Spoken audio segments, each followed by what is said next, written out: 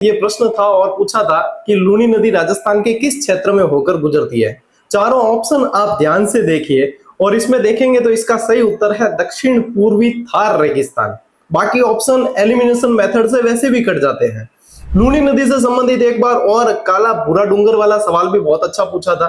तो आइए इस 1 मिनट शो में लूनी नदी के प्रमुख तथ्यों को एक साथ जान लेते हैं।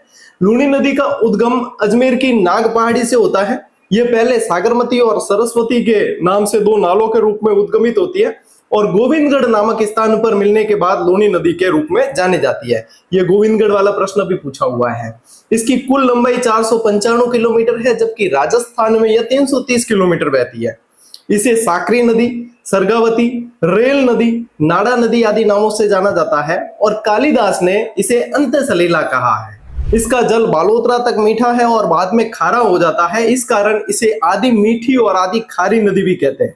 यह भी ध्यान रखें, बालोतरा शहर इसके पेटे से नीचे स्थित है। इसका बेसिन क्षेत्र गोडवाड़ के नाम से जाना जाता है और सांचौर में इसका जो दलदली क्षेत्र है वो नेहड़ कहलाता है।